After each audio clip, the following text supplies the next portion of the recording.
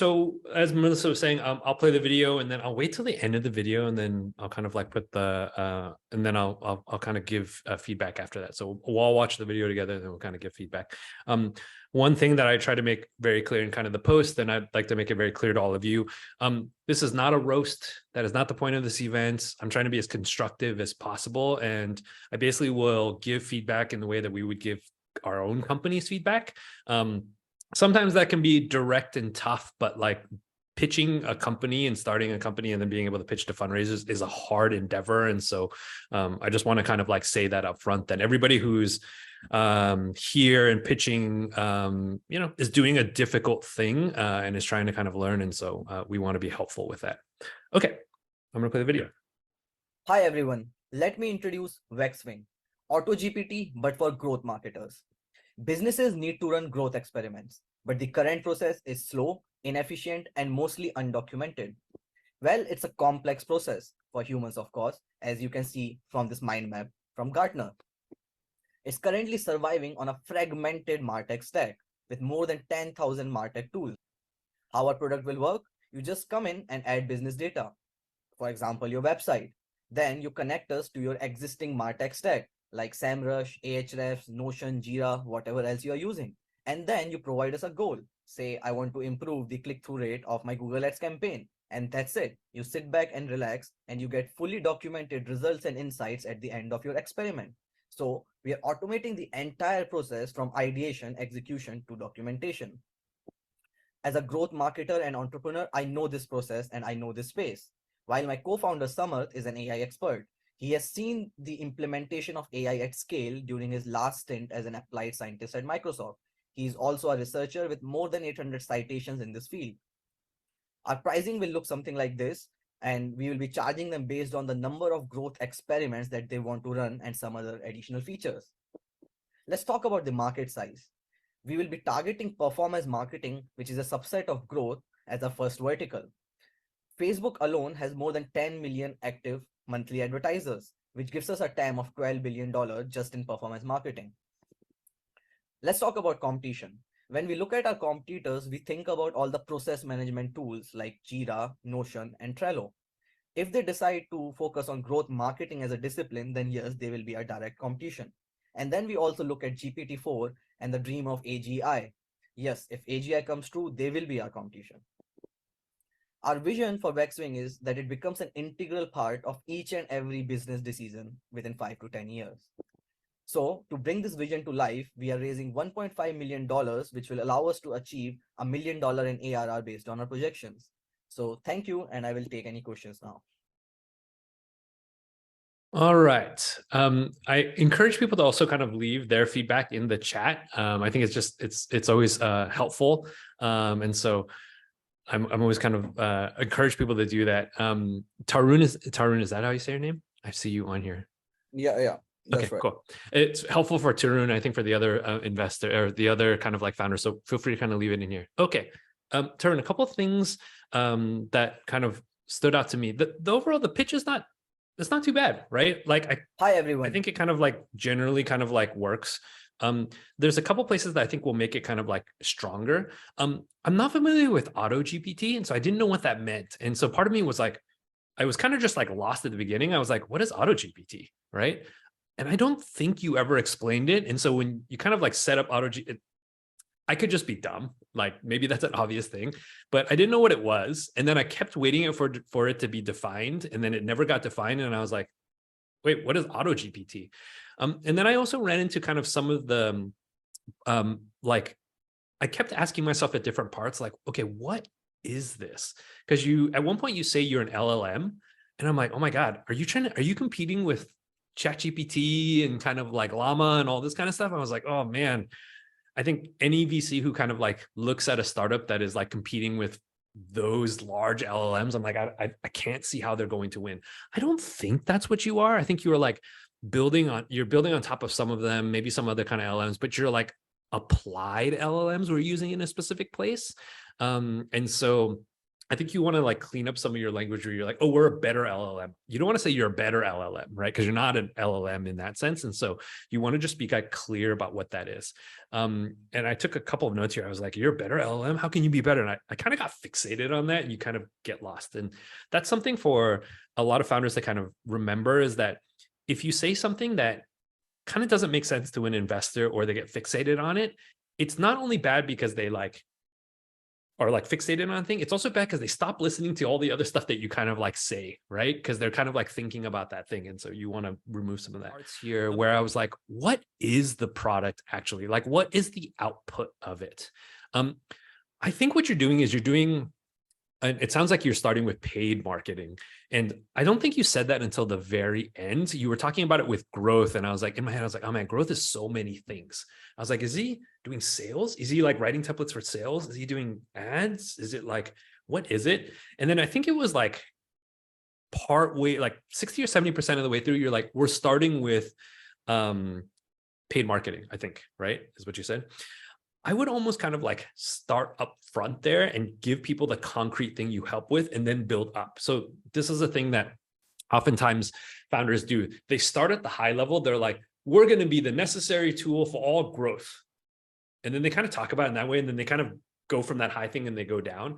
We actually think it's more useful to start from a very specific thing and then build up from that. And the reason why is because the specific thing tends to be easier to understand. And you want to give investors these points where like, okay, I get it. And then you can build up from that. And so you can kind of do those pieces. I was also kind of thinking about like, what is the problem you're solving? I think what you're saying is, with this new technology, there's an opportunity to use it to kind of like have much more efficient kind of like marketing and kind of like sales and all this stuff, I think, right? I think you should say that, right? And I just said this to one of our companies, and Tarun, I'm making stuff up. Please do not just like run and change your pitch to whatever. So I have no idea. Like I haven't worked on your thing, but like I'm just giving you ideas. But one of the things I was saying to one of our companies recently was like, I was telling him, I was like, oh, I wonder if you should pitch your company as kind of like there's this arms race. So right now, everybody is not using these LLMs to do stuff. And there's a small amount of people that are. I bet those people are making a killing right now, right? Because their sales and their outreach is better than everybody else's. Soon, that's not going to be the case. Like 15 years from now, everybody's going to be built on this stuff, right? And so maybe to you, like, maybe I would kind of like pitch this is that like, I would pitch it maybe as like something like that to investors where it's like, look, everybody is going to be using this in 10 years, right? We're going to be the people that brings that to everybody. And so we always talk about, we like to kind of pitch stuff as this thing is inevitable. Like this is a trend that's going to happen in the world. We are the right people to kind of like bring it to the case. Okay, performance marketing before we move it. Oh yeah, the vision part I thought was a little bit weak. I didn't know where you were kind of going with it. Some direct or indirect role. Part of me was like, the direct and indirect kind of threw me off. I was like, well, if it's direct or indirect, then it's everything, right? There's no thing that is not direct and not indirect. And so it just threw me off from like a logic standpoint. So it's cleaner to say WaxWing would have a role in every business decision. But then part of me was like, every business decision, right? Like if I'm making a decision on how much to spend on my cafeteria, like, am I gonna like, not really, right? And so it was so broad and so vague that I kind of like, it wasn't impactful to me. You could say something, again, different here, which is in the future, like all sorts of outreach is going to be automated and algorithmically personalized. And by the way, that should be like easy or something, I don't know. And you can talk about how you're going to like make that available to kind of everybody, right? But I think that's the direction you more want to go than business decisions, right? Okay, this is a good case.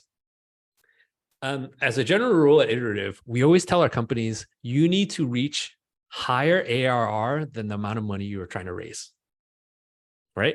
I mean, just think about it. If you're trying to sell something, you're like, hey, Melissa, if you give me $1.5, I will give you $1. Nobody wants to do that, right? And so the thing you want to kind of be able to say is like, we are raising $1.5 million to achieve 3 million in ARR, right? Or 2 million. Like I'm giving you this amount of money and you are going to make more money from that. I get that it's like not totally the case because 1 million ARR is like recurring. I get it, but just in people's head, we're always kind of like the amount you're asking for should be more than the like milestone that you're kind of like reaching if it's an ARR kind of like thing. So I would make that shift here. Okay, how are we doing on time? Good, Tarun. Anything you want to ask real quick? Not really. I mean, I made the points. Yeah, I'll work on those. I mean, I don't want to explain the questions you asked, but Yeah, it's fine. Yeah, I understand. I think the other thing here too is I've got to imagine also for this competition slide, I've actually seen a lot of the companies that are working on this space. And so to kind of see a slide and them not be listed, I'm like, oh man, does he know? Right. I feel like there is quite a lot of stuff being built for marketers now. And so I think you want to go look those up and put them on the slide. You need to figure out why you're different from them and what your kind of different angle is, but not having them on there just seems like you kind of don't know, right? Which is like not what you want. Okay. Market size. These are all fine. I mean, these are all like, I'm like, yeah, you're going to do a monthly subscription. Yeah, you can make your market size as big as you want it to be. Like, it's fine. Like, right. And maybe this is the last thing. I'll move on to the next one. Each of the pitches and each of your ideas have different investors are going to come in with different preconceived notions about it and different worries. And so you want to, you definitely want this slide, right? But like, I don't think anybody's going to be worried about it, right? There's like lots of companies that have been built that are worth a lot of money kind of working on a similar problem. I feel like this is just the next generation version of it. But there are some companies, and I'm sure we'll kind of see them as we go along here, where people really will worry about the market size. And so part of this is you kind of just have to know which one is kind of like, which are the things that investors worry about with your company and address those concerns. And then which ones are kind of ones that people don't worry about too much. Like this one is kind of, I mean, you should have it, it's fine, but like nobody's going to ever ask any questions about this, right? It's like, yeah, this is how business models for these kind of companies work. It's fine. All right. Next one. Hi, my name is Haben, co-founder and CEO of CagePathway. CagePathway is an insurtech startup, the first of its kind in the insurance industry. We provide cyber insurance coverage to smartphone users, and we combine deep learning and cybersecurity to train supervised machine learning models to avoid financial loss based on the current circumstances. Now, what are these current circumstances that I'm talking about? Financial loss due to phishing, malware, and ransomware attacks. In the Philippines, we have an estimated amount of $62 million per year of financial loss. And it is segmented heavily, 60% as phishing, 25% malware, and 15% in ransomware. Now, how CagePathway will works? Introducing Smart Secure. It is the best end-to-end cybersecurity software to date, specifically engineered and formulated by our team of industry experts to shut down phishing, malware, and ransomware attacks, preventing great exposure to financial loss and risks. Now, CagePathway will act as more like similar to a mobile app isolation, wherein CagePathway will scan these messages, emails, web browsers, in-app web, fintech apps, and downloaded files. Now, smartphone users market size opportunity in the Philippines is, as of 2022, 84.67 million smartphone users send and to receive money, paying bills, and selling of goods and services, investing stocks, and etc. The CagePathway competition is more like this type of mobile security apps, the Bitdefender, Avast, and Norton. Okay, now here are some reasons why CagePathway is better than this other than mobile security. CagePathway is specifically designed to protect against phishing, malware, and ransomware attacks. And of course, CagePathway offers cyber insurance coverage, which can help you recover financial loss in the event of a cyber attack. And our team, as you can see, our team of industry experts Now, moving on, we are raising right now for amount to 450,000 for this pre-seed round, around $50,000 for this pre-seed round, and in order to give us at least 12 months of runway. These funds will help us, shape and develop the mobile app identity of CagePathway for 4 to 6 months, and 7 to 12 we'll fine-tune it in the mobile app, the mobile app software based on our milestone observations, as well as the observations of a small batch of initial beta users, as well as partners and operators in the fintech industry. All right, let me do this thing so I can go through it.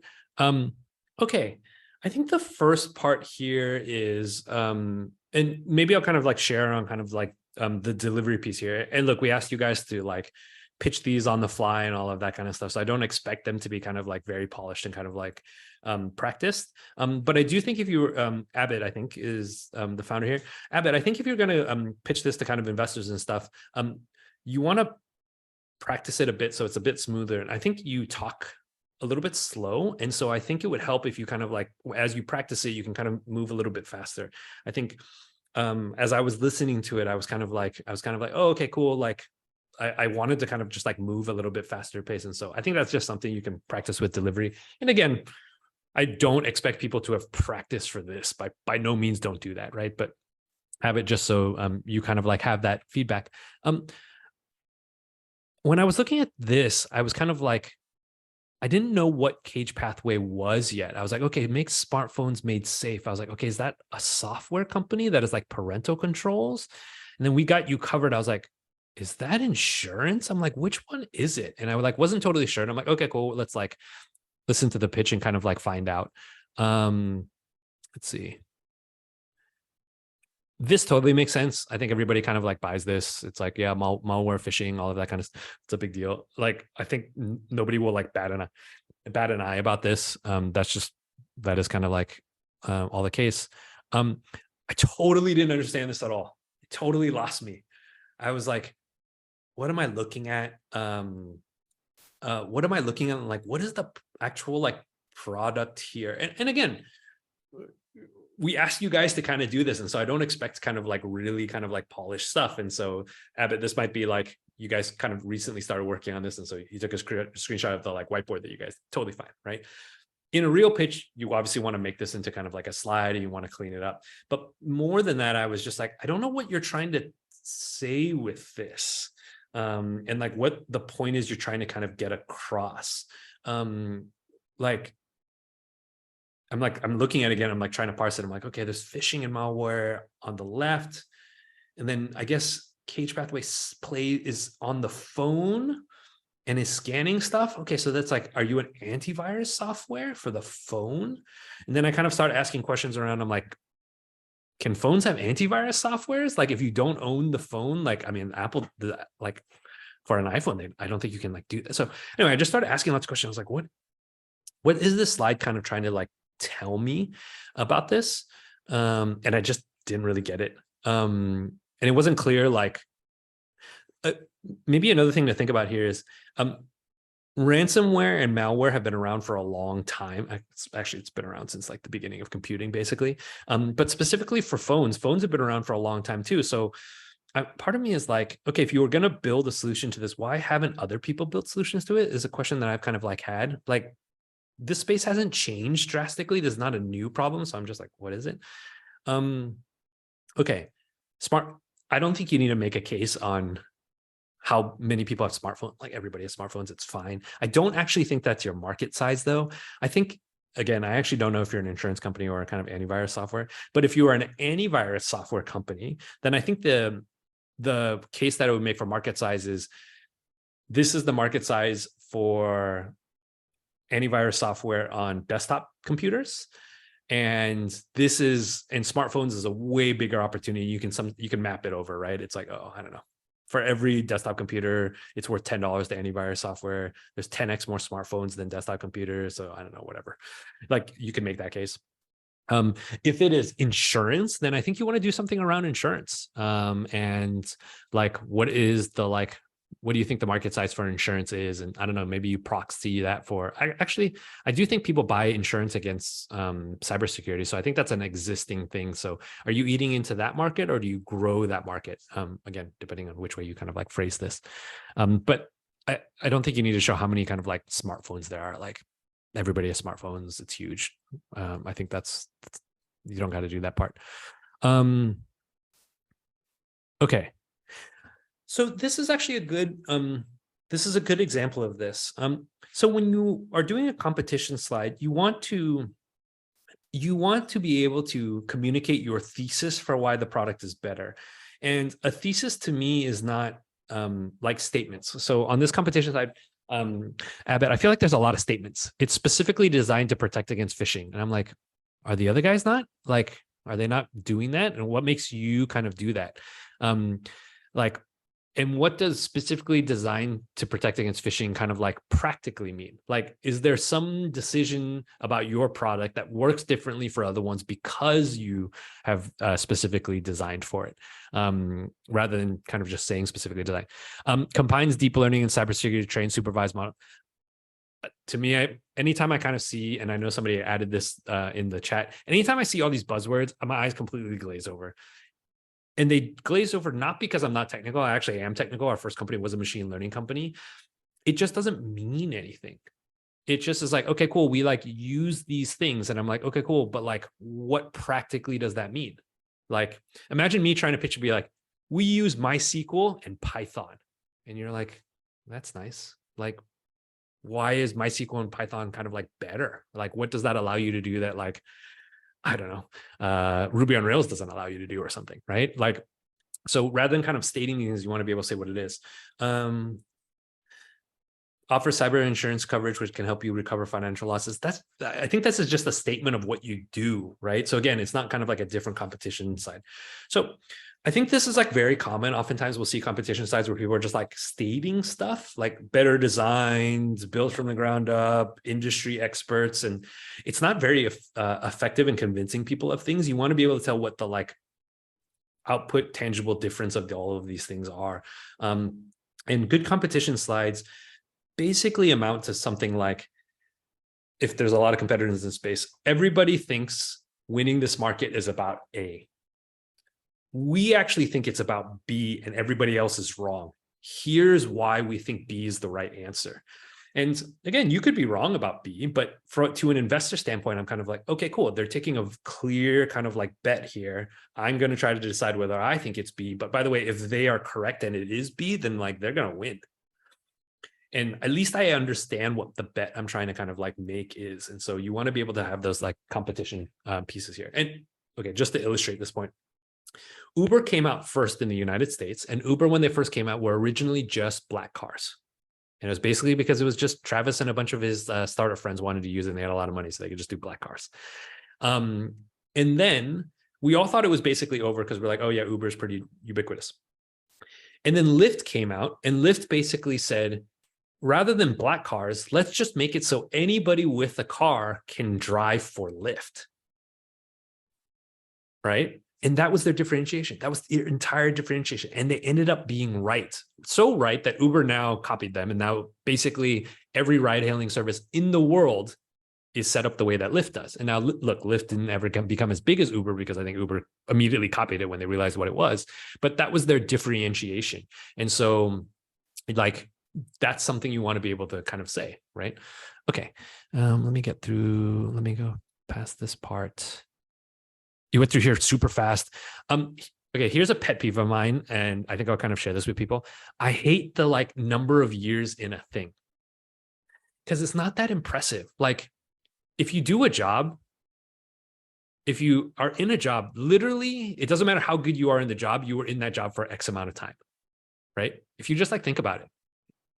And so there's nothing impressive about it, right? It's like, okay, cool. You were a cybersecurity practitioner. Okay, like, is there something like impressive that you did within the cybersecurity field that kind of like makes that? And can you call that out, right? 12 years.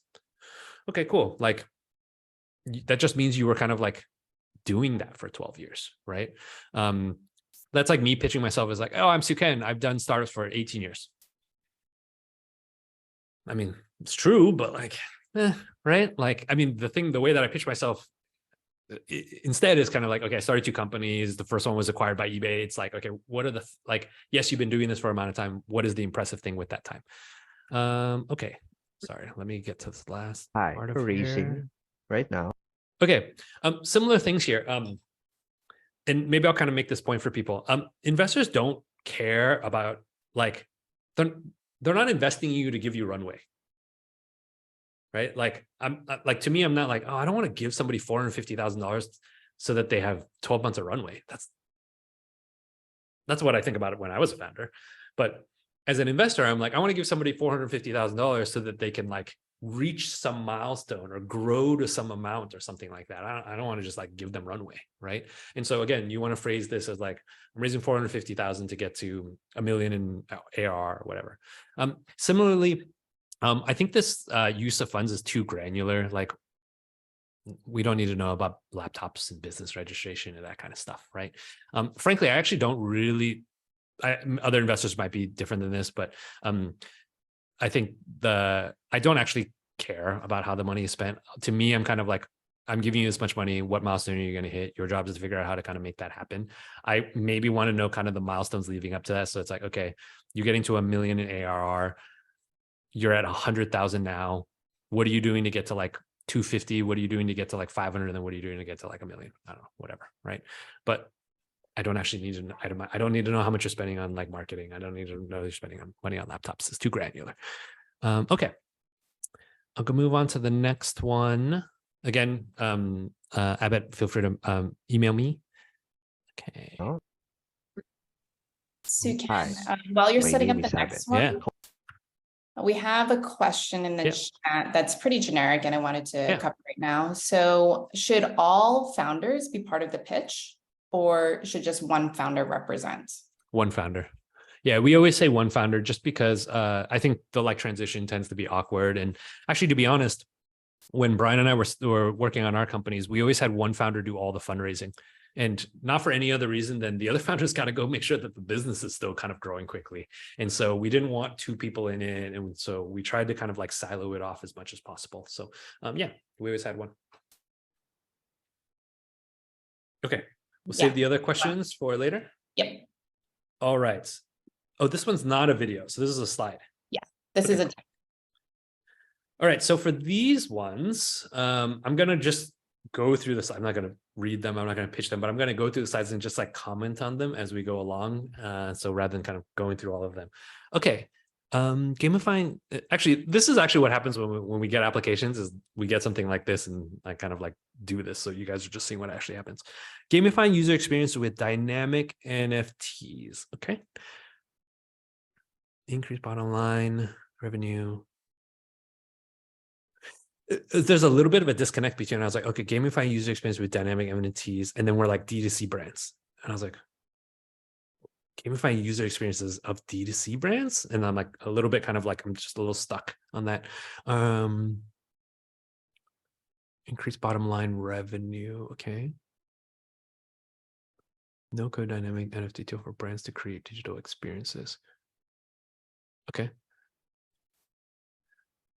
I feel like the title slide and the solution are like kind of similar. I feel like I don't get any more from the solution that I didn't get from the title slide.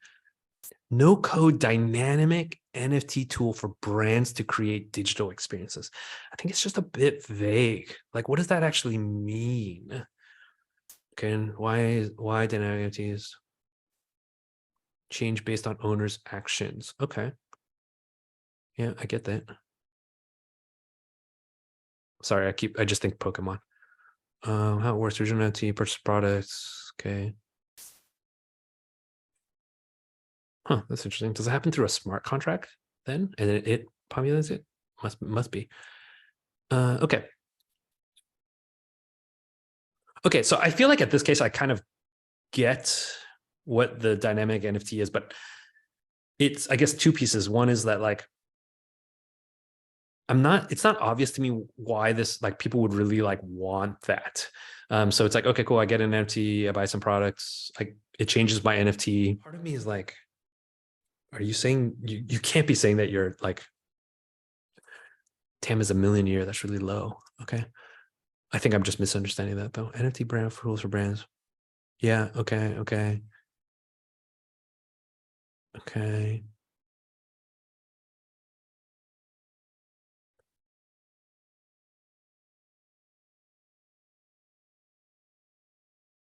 Yeah. Similar thing with the ask here is like to get to kind of like where. Okay. I've gone through the whole thing now. I think the biggest thing that you want to be able to make a case here is like, why do D2C brands care about this? Like, why do they want this? And I think this is especially true in kind of like where we are with the crypto markets today, where it's like, I mean, my brother and my previous co-founder run like one of the big A16 backed NFT kind of like platforms. And I mean, like, I know what their volumes are, and the volumes are like a lot lower than they used to be. And so part of me is like, NFTs are ice cold right now. And so I think you need to be able to make the case that like DTC brands care about NFTs, and this actually helps solve the problem. And I don't see that in here. And I think that's like the biggest missing hole. And so I would spend more time kind of trying to make the case that this is like something that people are going to care about, especially given kind of like the market conditions. Yeah. Okay. All right, I'll move on to the next one here. Oh, I got to close this. I got to go to this. All right. Melissa, do you want to do something? Yeah, given time, Hsu Ken, maybe we just do this one last one, and then Okay. we can see if anybody in the audience has questions. Okay, great. All right, PathWork. Oh, click on this. I saw an antler logo. I saw it. I saw an antler logo. I saw it. Okay, PathWork, Casper. Imagine one that you can. A better way to learn online. Okay. It's a little generic. The titles actually help a lot. We spent actually quite a lot of time like thinking about what's that line should be, because it should. I almost think of this like the title phrase on the title slide is like, it's like one sentence that gives you the skeleton of what I'm about to talk about. Okay. Like ours used to be YC for Southeast Asia. It used to be like iterative YC for Southeast Asia. And then we basically explain, you know, what does like YC mean? What does it mean specifically for, like, we kind of like explain that whole sentence, right?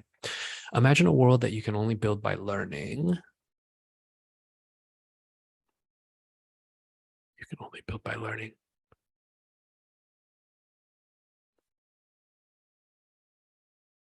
Engaging, meaningful, and flexible learning platforms. Okay.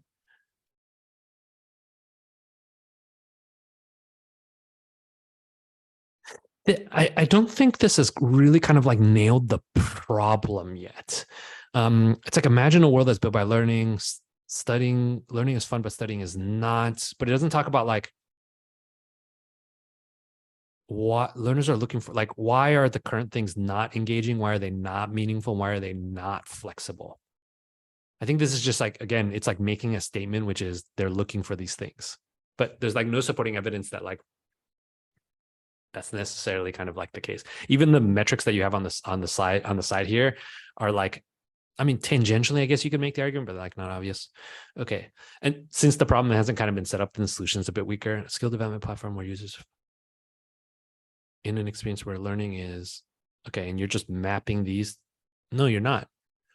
Okay, so this is one thing that you guys want to do. If you guys want to make the claim that learners are looking for engaging, meaningful, and flexible, then your solution should be engaging, meaningful, flexible, right? Just to like tie it all back and forth. Now I'm seeing fun, and I'm like, fun and engaging are like similar, but not the same. And if they were the same, they'd be like, then we wouldn't need both words, but we do. Meaningful and focused, again, is kind of like not the same. Okay. Pick a role, helpful structure lessons. By the way, screenshots are always kind of helpful. I don't know, it just tells us a lot about kind of like the product and stuff, even if they're just, you know, mockups or whatever. Pathway, pick a career, lessons, engagement, micro learning. Okay. I think maybe the thing that's a little bit tricky here is that this doesn't feel that different. It feels kind of like, I feel like there's a lot of learning apps that are this. And so if there is I mean, obviously, Taufik, if you started this company, you think there's something kind of unique here, I would bring that out more. It doesn't feel like, I feel like I've seen apps that are like, okay, cool, you pick this thing, then you do lessons and there's milestones. Like that seems pretty typical. Learn with AI. Okay, NPCs. Wait, conversation, artificial NPCs. How can you help with your market? How I can help you with your market research questions. Okay, you probably talk over this, and I don't get it from the kind of like slide. Like I don't know how the Learn with AI kind of fits into this, the app that you're kind of doing here. So I'll just skip over that part. Share and compete. Yep. Yep. You probably talk about this again, but I'm like, what does the 1.25 mean? What does the 2.5? What does the 8 billion mean? Business model. Yep. Totally fine. Oh, see, then I get to this competitive advantage and you're like, oh, proprietary educational content. I'm like, really? What is it? Like, we didn't talk about this anytime kind of like before. Like, what is the proprietary educational content? Enhance engagement and gamification. Again, these are kind of like statements. Like, it's a little bit like saying iterative is the best because we're the smartest, we work the hardest, and we're really nice. It's like, I guess I'll take your word for it, Hsu Ken, that you're like smart and nice and work hard, right? And really what you want to be able to talk about is like, show an example where you are like smarter than other people, and show an example that like you got more done because you worked harder than other people. Show an example where like, since you are nice, that becomes like some competitive advantage where people kind of like want to be with you or something like that, right? And so it's like, rather than Melissa, I forget what state in the US, is it Missouri? They call it the show me state. And it's like, basically like, that's what you want to do on a lot of these slides. It's like, don't tell me, show me, like, show me that you have an enhanced engineering, show me your proprietary stuff. So show me. Okay. Try key activities, content. I mean, now I'm going to get kind of thrown off a little bit because I'm like, oh, you said you're proprietary educational content, but then you tell me that you're like still working on it. So I'm a little bit like, what's going, like, which is which? Okay, MVP November 2023. It is August.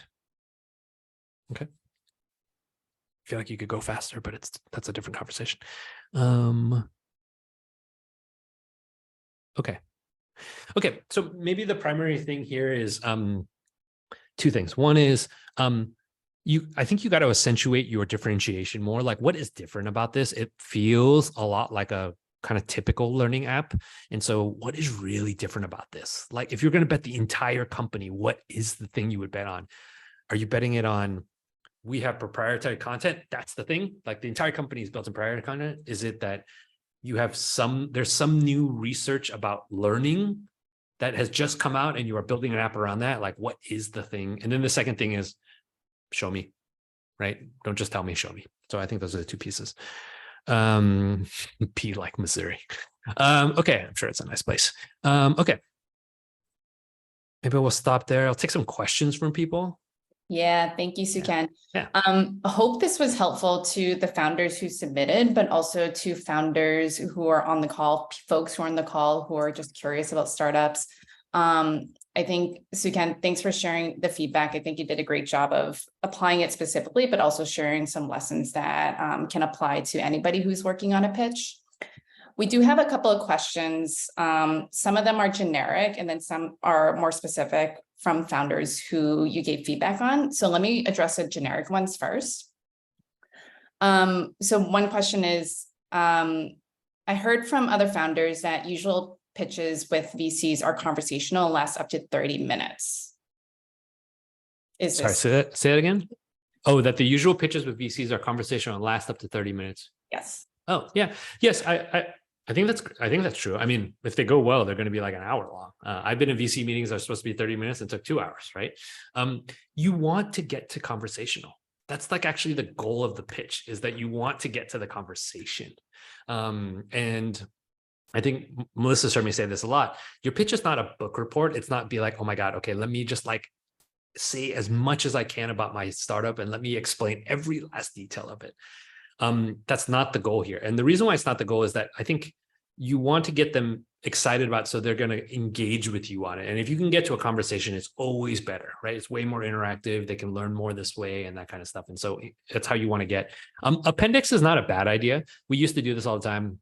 If you get questions often, then I think appendix is like great. You can put some slides in there and you can be like, if somebody asks you some question, you gotta like, you'd be like, I was like, hey, I actually have a slide for that. And you move over to the slide and then you like talk about it. And it's like, oh, okay, cool. Hsu Ken like is on top of it. He like knew that this was a question. He has like a good answer for it. So I think it's totally appropriate.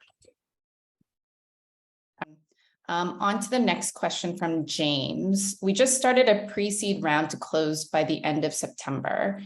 We have had a lot of people interested to be part of this. What are some strategies to close quickly? I think we can send you some resources after this too, James, but go ahead, Hsu Ken. Yeah. Yeah, this is kind of like this is like the literal $1 million question. Yeah. Okay. There's a lot to go over here. We'll send you kind of resources. Maybe Melissa, we just send it to everybody. Yeah, if you're interested in this, you're going to be interested in the answer to this. Okay, I'm going to say the basic things first, which is the best way to close a round quickly is to be working on a really important problem and be growing super fast, right? Like if you do those two things, then you will be able to kind of like grow more quickly. So primary concern should actually be that. And in fact, we had Siu Ri who's the founder of Carousel, speak to the batch today. And he basically was talking about, I think a founder was asking him, how did you raise $100 million or whatever? And he was like, honestly, we just made sure we were working on an important problem and we made sure that our graph was up and to the right. Like there was no magic to it. So no substitute for just working on something really important and growing really fast. So let me say that first and then kind of get that out of the way. Okay. I think about raising rounds in two phases. The first phase is, can you get an initial term sheet or not?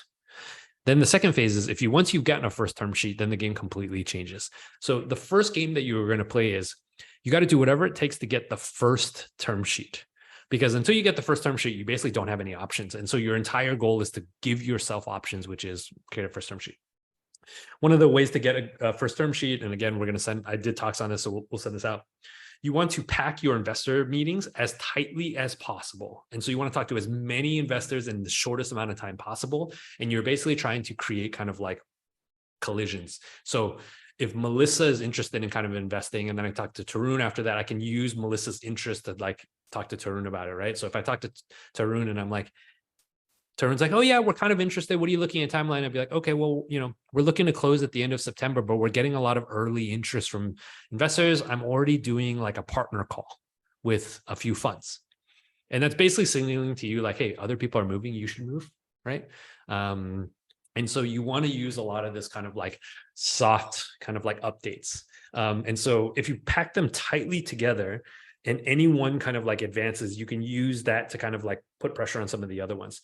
As opposed to doing it like you're talking to a bunch of different investors over a 2-month period. It's like, I talked to Melissa 2 months ago and she's moving. Now I'm talking to Tarun and Tarun's like, you just talked to me. Like Melissa's been working on this 2 months. Like I'm not going to be able to catch up. Right.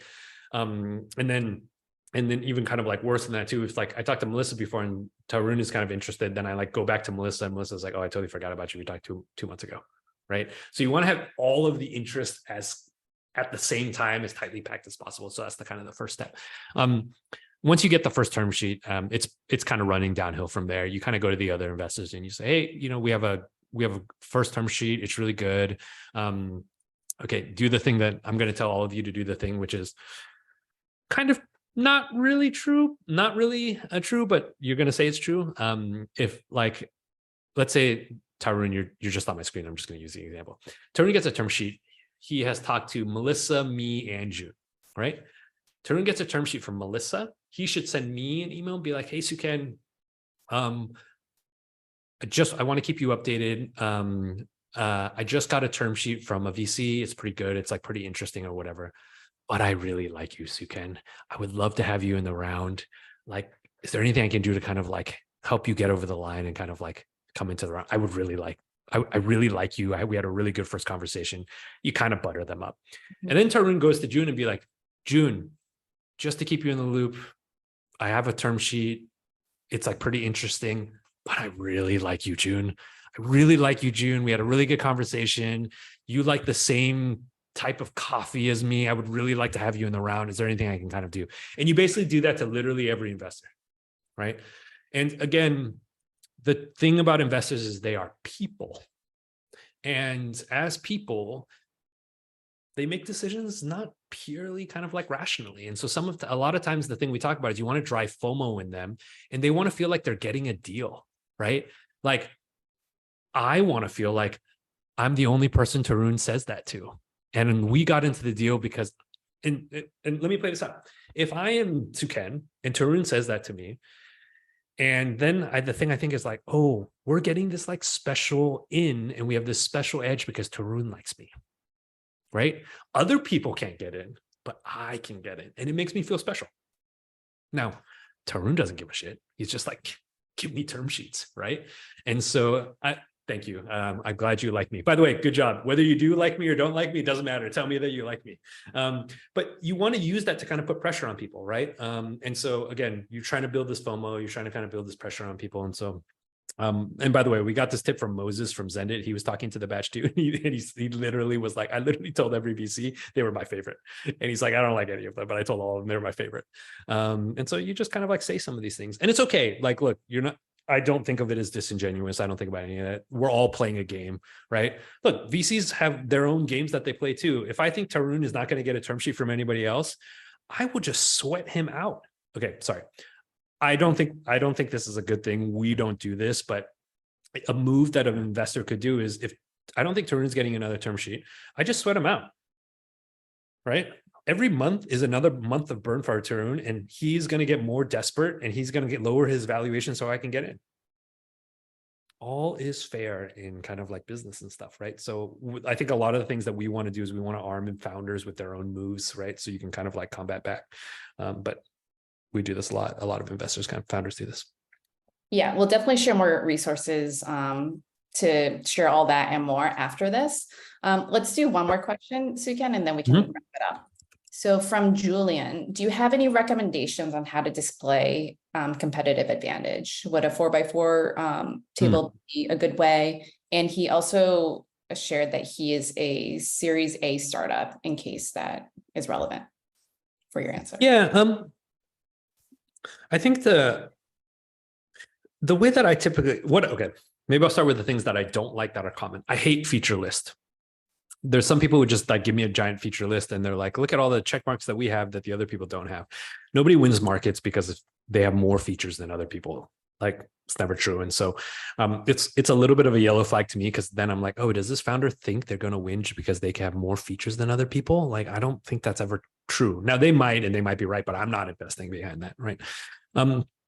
I like 2x2s a little bit better, but I like insightful 2x2s. And what I mean by insightful 2x2s is some 2x2s are like cheaper, better.